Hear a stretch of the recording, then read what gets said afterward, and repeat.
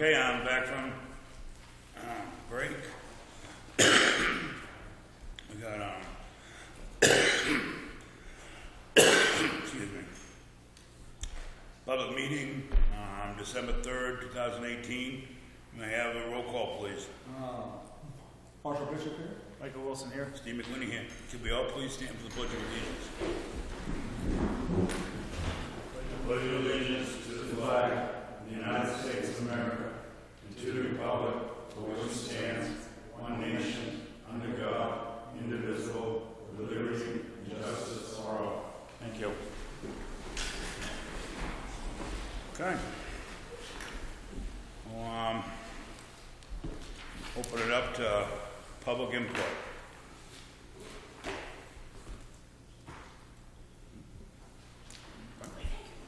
Christy Lorendo.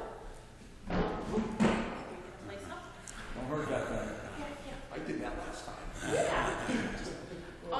When the building will be closed, are you still scheduling the building closure for, was it the 14th and the 17th? Yeah, we pending if they needed that extra day, I guess for Monday, if So- they. The discussion was definitely yes on Friday. Essentially, yes on Monday. However, employees might be asked to come in because they're just buttoning up, and town administrator would like to meet and with various departments and get to know the position better. So that's how we might utilize that day.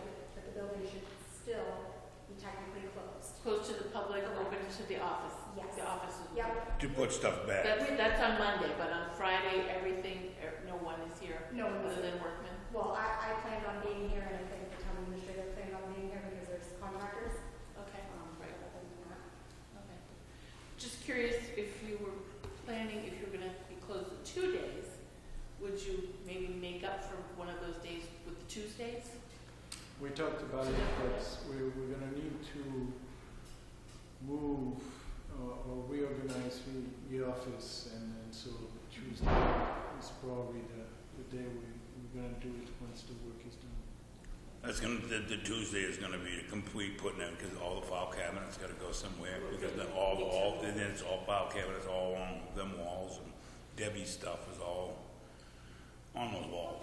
So, The issue is function and having employees come in, yes, and have them do work, but actually being functional for the public probably will not be able to happen by Tuesday.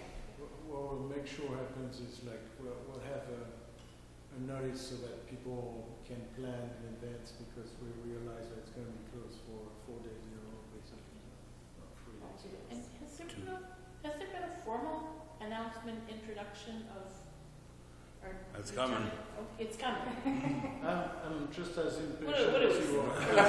We all Oh, yeah, stealth mode. He's been around, but right? I just know his name is Patrick, and that's it. That's it. And, That's all we know. oh, it'd be nice to know. Yes, these yes. things. Yes, absolutely. Thank you. Hi, Sandy here now.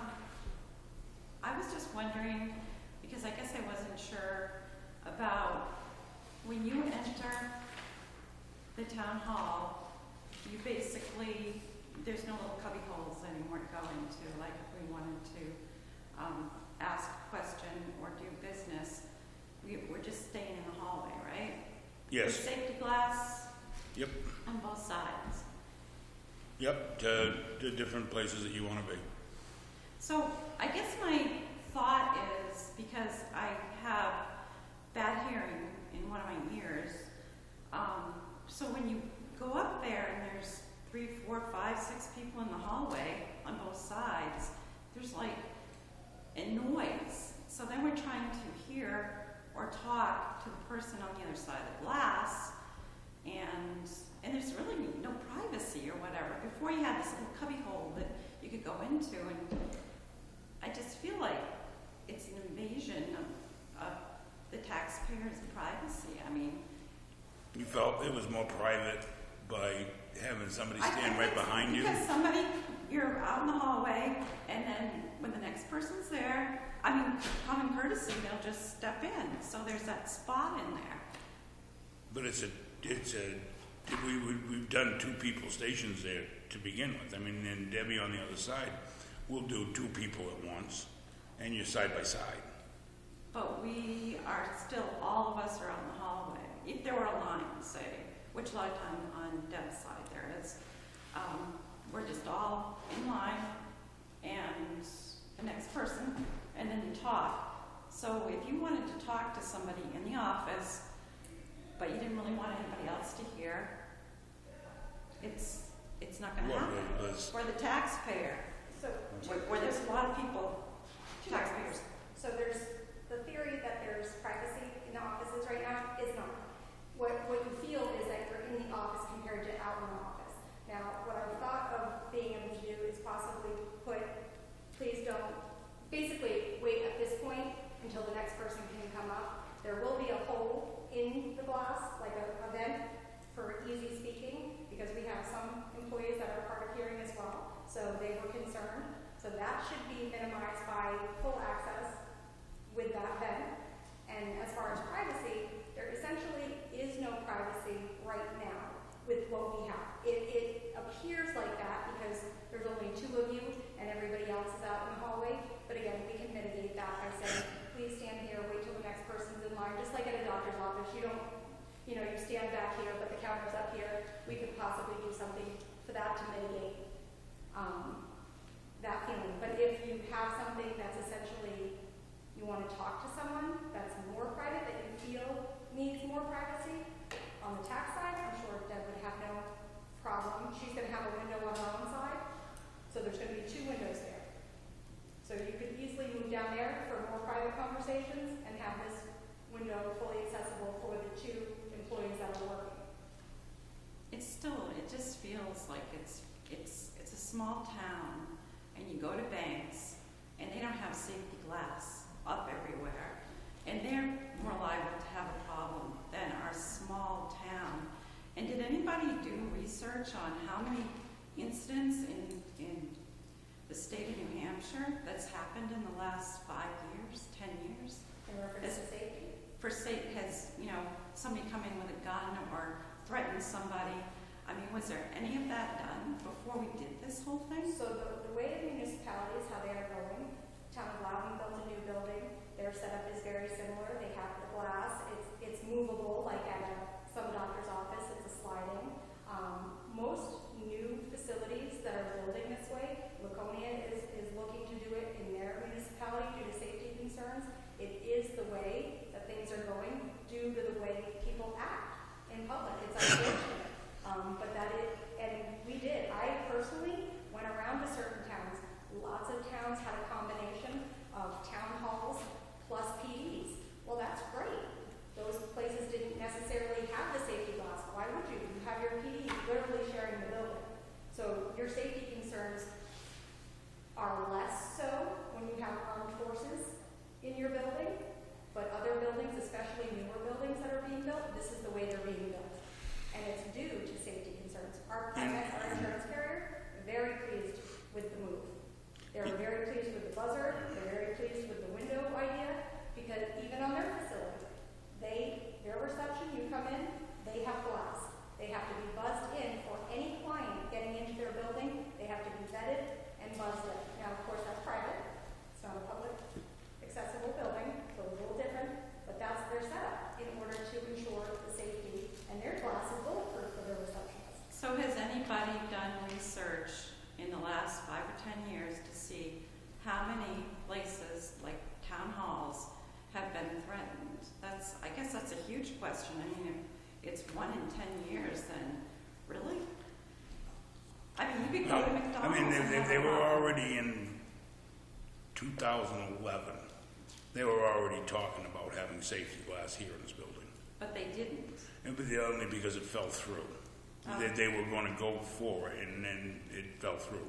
And Deb also didn't want it. I heard that in a conversation. So I guess I'm just blown away in a small town that there's a small group of people that have to feel safe while all of the townspeople have to stay out in the hallway and not have any privacy, and people that are hard of hearing. I mean, there's just no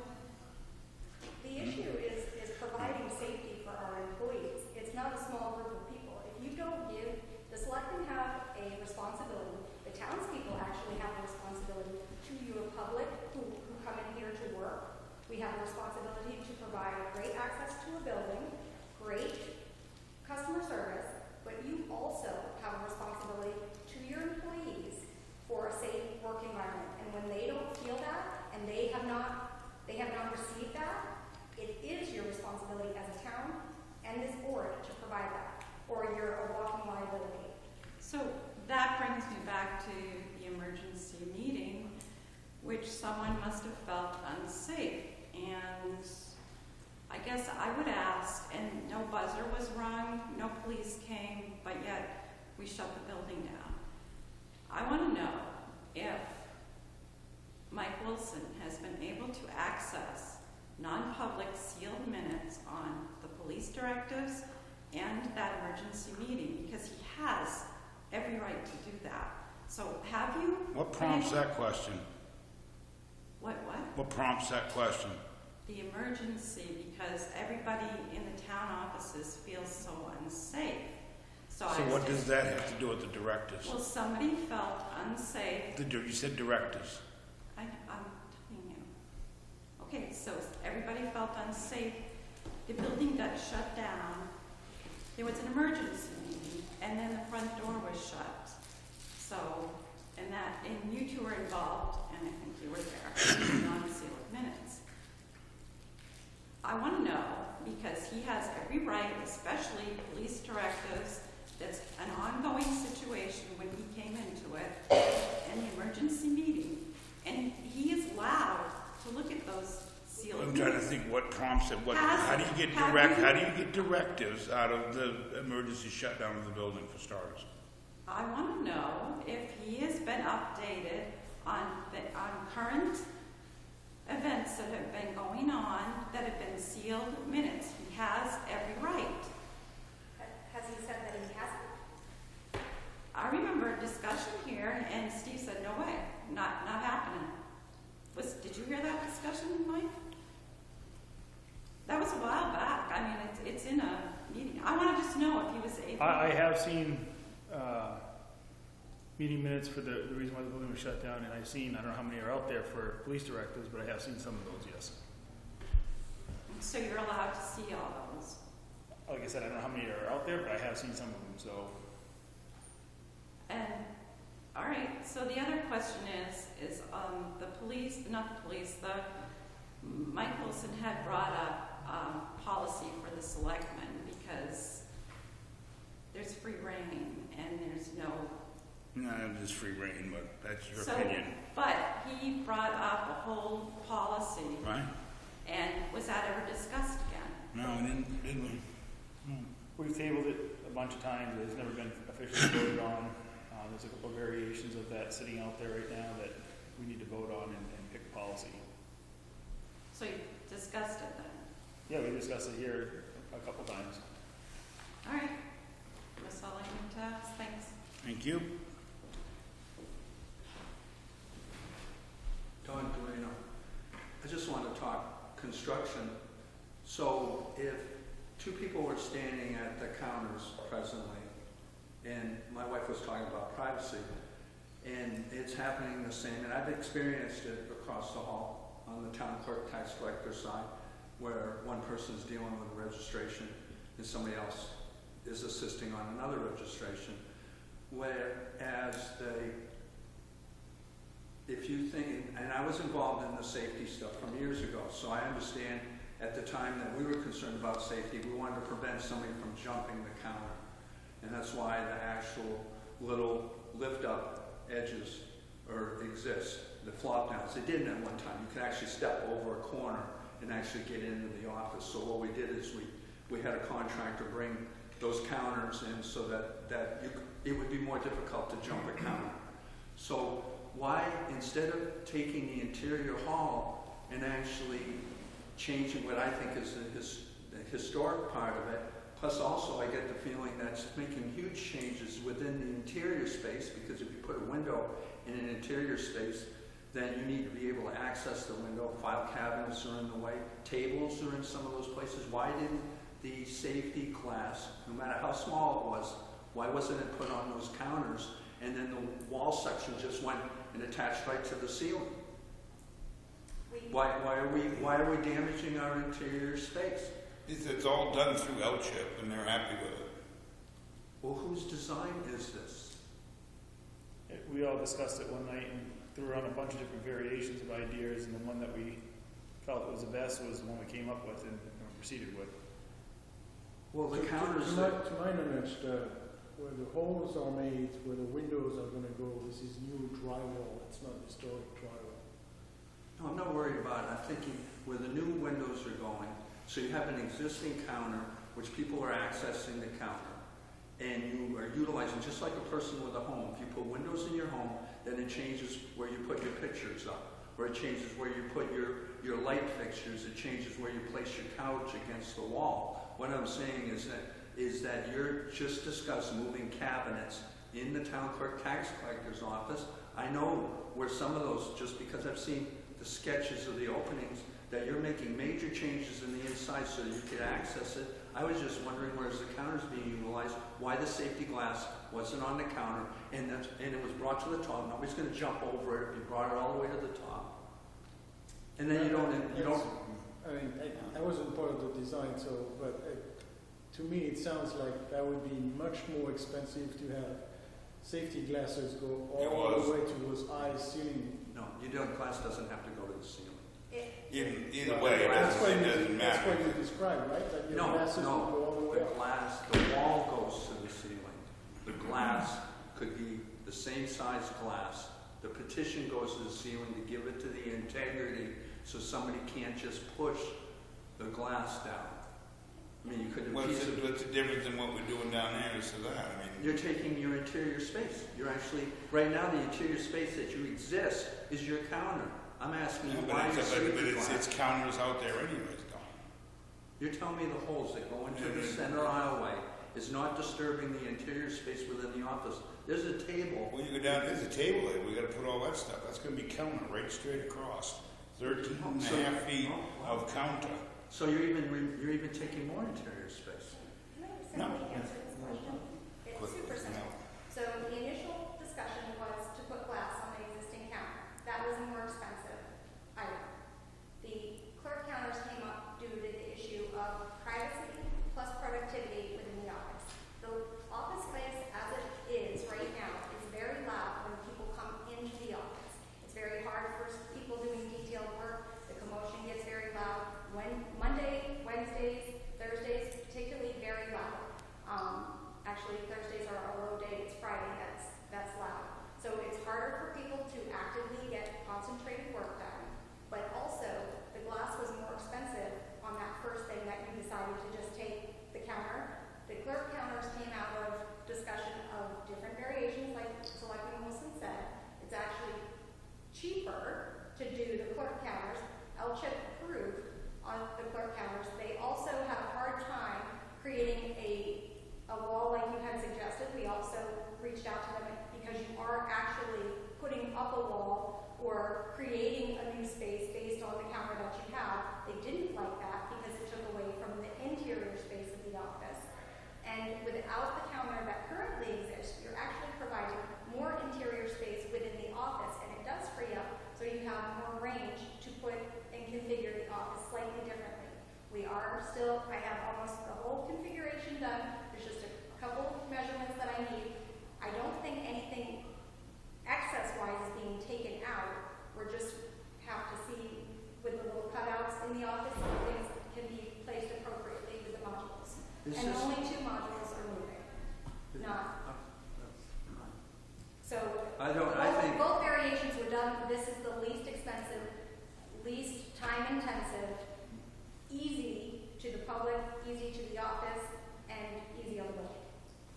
Well, I disagree with the sound thing. So with the sound, if we took the other design, where the glass is this high on the counter and it goes to the ceiling, you can put sound deadening material in the upper part, which is insulation, in that wall above the glass, and you could. So I mean, I don't have to agree with that. So the alternative, which was the original, where the glass was on the counter, L-chip rejected that. They didn't love it, and because it was how to stabilize the glass that was currently, the higher you went, the larger issue you had with the glass needing to be stabilize them more expensive, it drove the price. They didn't love it. Thank you.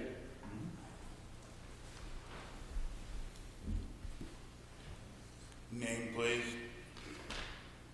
Janice McQuitty, MCWHI.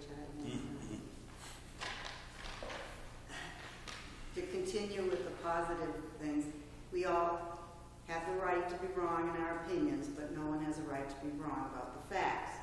So I neglected at one of the recent meetings to mention our driver from the Gilmanton Rescue Squad, who was company and support to me on a trip recently to the hospital. Sorry I forgot her name, but you know who I mean, and I thank you. I would be remiss if I did not mention my dear friend and neighbor, Judy Rulo, who is fighting a serious health problem. She has volunteered in many capacities in town and should be thanked and remembered especially for one of her best accomplishments, and that is starting the Dump Run Cafe along with her musically inclined and service veteran husband, Louis Rulo. This project has done so much in getting together and uniting members of our great town. Thank you, Judy and Louie. Judy specifically asked me recently to mention a couple of thank yous. To Linda Hume for being there and always filling her pills for her. Barbara Swanson for getting together the knitting group to help us all. And Andy for always plowing the end of our driveway for us. Thank you also to Amy Brown for faithfully recording our town meetings so that those who cannot attend can hear about our town. A great loss to the town recently was a longtime resident, Morris Muncy, a World War II Navy veteran of Atlantic and Pacific, who received 4 to 5 medals. He was known to all of us only as Monk.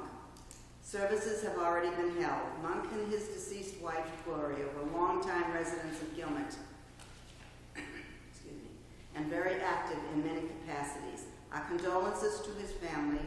Monk, we will miss you. Rest in peace. To all our veterans, thank you for your service to our country, and a belated Happy Veterans Day. Thank you. Thank you.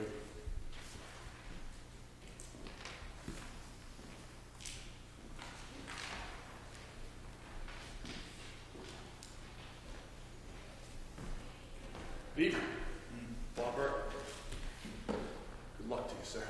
Don't lean too hard on the I know.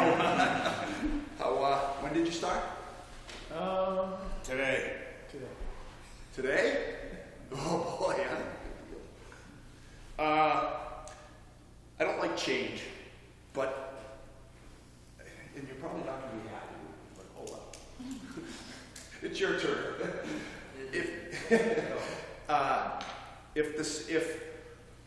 In my opinion, if the safety of the town hall employees feel safer with the glass, then I'm all for it. I am. Do I like it?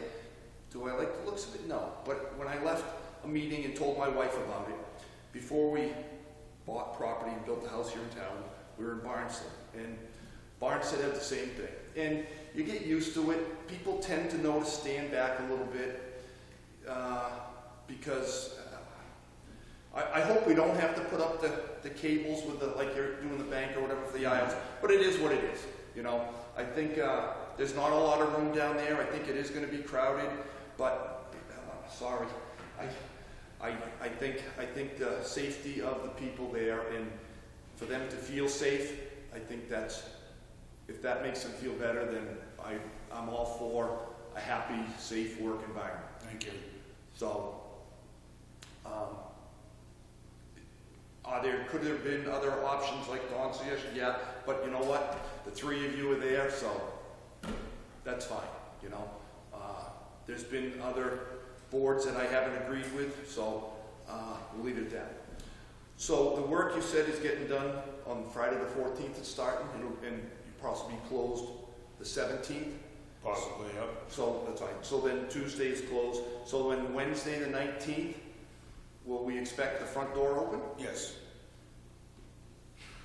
Is that the truth? Yeah.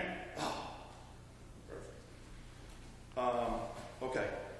I think the last time I was here was November 13th. It's the Tuesday after Veterans Day. 12:30 meeting. And I brought up the guardrail on stage road. You both, Mr. McWhinney, Mr. Bishop, Ms. Carpenter, all voiced concerns of communications from department heads communicating with the town hall. I haven't got an answer when you told me you would get back to me. Then just send me an email, call me, and say, I haven't received any information. I haven't forgot about you. It's been 20 days, and here I am. So I find it very disturbing that you complain about department heads not communicating with you, but yet you don't relay the same information back. And I think that you'll get a response when we have our first department head meeting, when we have them all together. And then you could have told me that night. You could have told me that in an email the next day. You said you were going to look into it, and nothing. I did look into it. But okay, so then what can you tell me? He felt as though, well, you went down there. I did. Yeah, you went down there and said you're sorry for throwing him under the bus. Yeah. And stuff like that. And he said that it wasn't there as long as you thought, but what he felt was that the guardrail company had bumped him off because they were busy. And I said it's probably a small job. It's not on their high priority list. I did speak to him about it. So, and that's fine.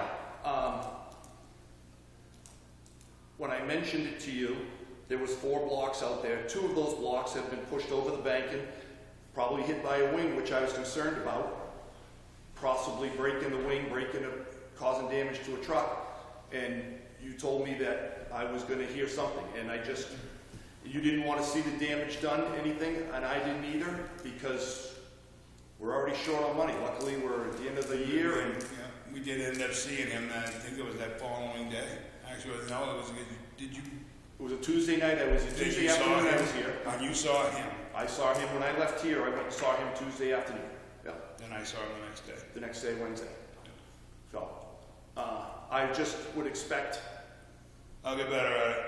My bad. Well, but there's 3 of you there that complained about communication with department heads, and we're doing the same thing. Thank you. Thank you. We're actually still waiting for information from those departments to see if we can file a claim with the insurance. So, we will get back to you. All right. If you can file a claim with the person that hit why wouldn't you be able to? We don't know who Right that now, we person have no is. information. We don't have all the We didn't information. even know there was. You brought it to our attention No, that that's what thing you said. happened. That's what you said. I would have thought by now that you would have found out. We're still waiting for information.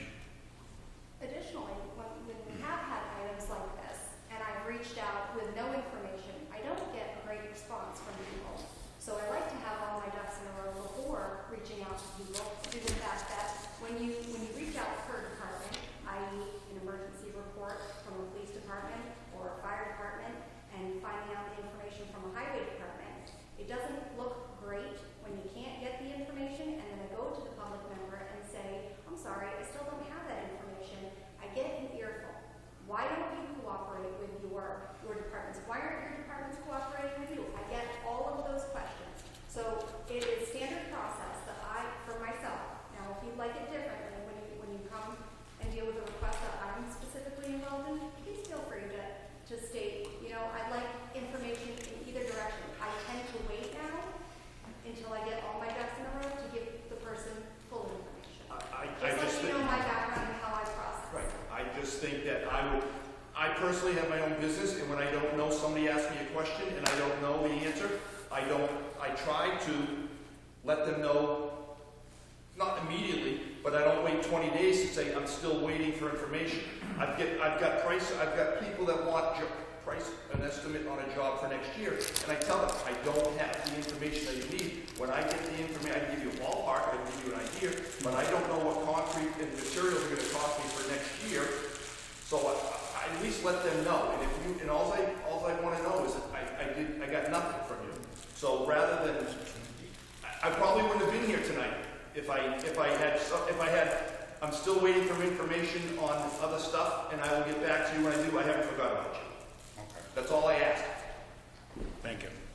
All right, I'm gonna close public input. Thank you for your input, and it's good to see some new faces here. I make a motion that we open up consent agenda. I second that. All in favor? There's 2 signatures needed. There's also items to review. One is something that needs to be brought up in non-public, so don't openly discuss it. Just look at it, understand that it needs to be spoken out.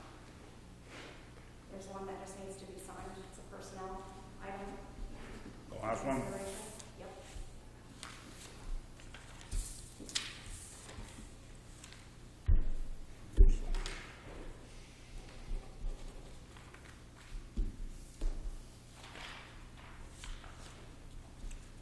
This is just a request that we just sign. We don't say anything. No, don't sign it. It's not enough to do at all. Is the generator all hooked up and everything's working now? Panels in? No, this is just for wiring the. Yeah, yeah. He's The coming back to us. conduit work. Yeah, we just got the panel.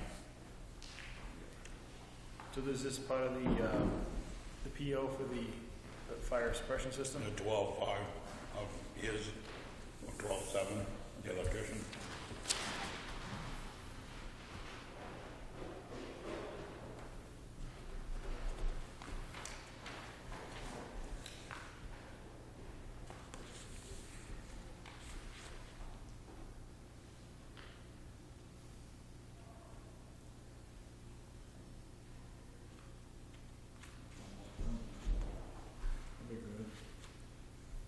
So it's just the two right now? Yep. All right, I make a motion, we approve consent agenda. I second that All in favor? Aye. Select board items? The only one I want to bring back up is Mr. Carpenter was in here asking about the master plan. What are we saying with that? He said that it was supposed to be done the last last month at our next meeting.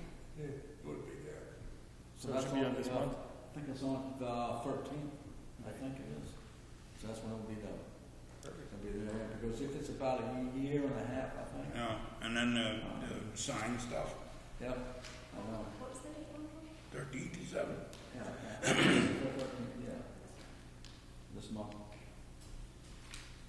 There was a question that came up at the committee in reference, Steve Bedard, I think, asked about, he stated it was CIP, if it was complete, but CIP is essentially a living document that should be updated every year based on requests that come in.